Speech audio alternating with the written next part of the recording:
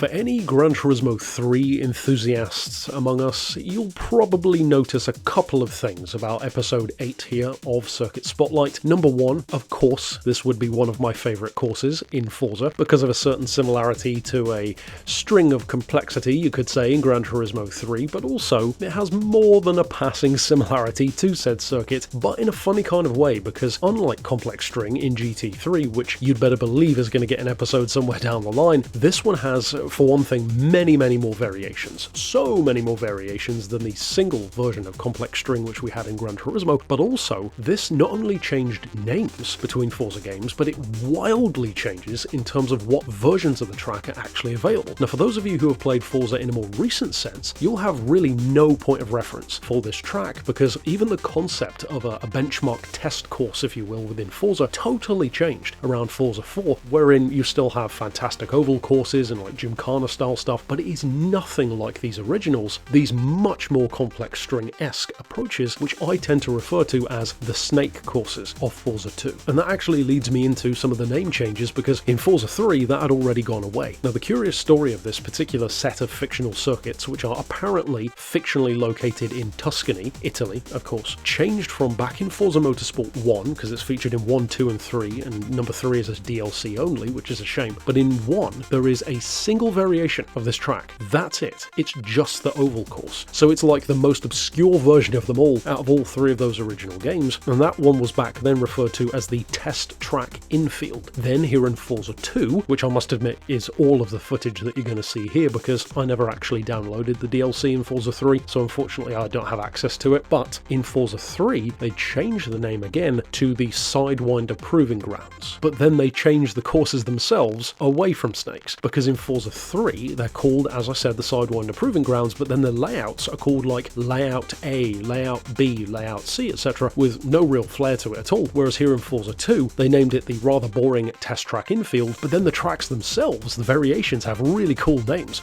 You've got the Bumslang, Russell's Viper, Copperhead, Diamondback, King Cobra, really cool names for circuits and for, well, probably the next 15 years of Dodge's vehicles at that point. But in terms of the courses themselves, well, that didn't change between Forza 2 and Forza 3. Even the length of the circuits, the variations of the circuits, they are all exactly the same. You've got 9 different courses. Those same 9 are mirrored in reverse versions. So 18 different variations of the test course in a general sense, and those range from 0.63 miles long, which is barely over a kilometre, to 4.81 miles long, which is 7.74 kilometres. So a huge difference between the two. You've got the Bumslang, which is the shortest of them all, then the Russell's Viper at 0.82 miles, then the Death Adder at 0.84, so not much of a difference there, then the Copperhead at 1.26, next is the Inland Taipan, which is 1.38, then the Diamondback, which is 1.43, the Malayan Crate at 2.05, the Black Mamba 2.24, and of course a pretty huge jump technically between the relative similarity of all of the others to the King Cobra at 4.81. So it really does make a huge jump, virtually double the length in fact, when you go from the Black Mamba to the King Cobra. In terms of history and all that kind of stuff, well,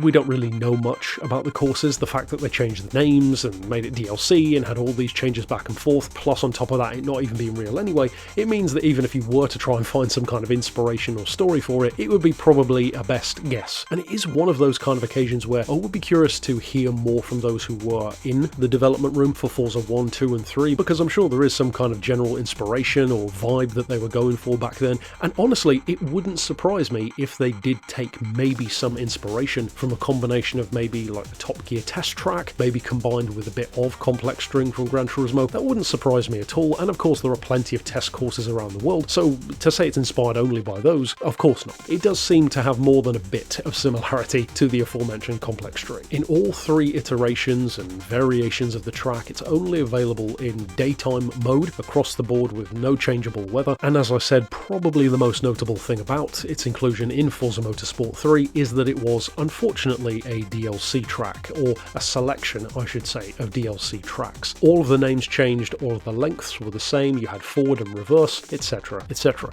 Now for this one I'm not necessarily going to go down the route of like favourite section or favourite corner, because we're basically talking about like 19 different circuits all at once if you include the oval, so I think it's more so a case of which is your favourite variation. For me, me, it will be no surprise to anyone, given that I love the longest and most complex of circuits, be it Complex String, Sierra, Nürburgring, etc., that of course the King Cobra is my favourite. I think I personally prefer it in the clockwise variation. I don't know if that's maybe just a me thing or if that's common, but for me, yeah, King Cobra has to be my favourite variation. It's just a whole lot of fun. The majority of the track is very flat. You've got, again, very Complex String style hairpin sections, you've got squarer sections. Sometimes you can cut the corner a bit, other times you really don't want to. You'll see me in the Tomicara R getting a little bit of a penalty here or there for cutting a little bit too much, and this is one of those arrangements of circuits which you will see a lot in career mode. Tons of different events, and of course that's the advantage of having everything from a tiny little easy beginner course all the way up to that 4+ minute lap even for a 400 horsepower car, and everything in between. It means that you can use it for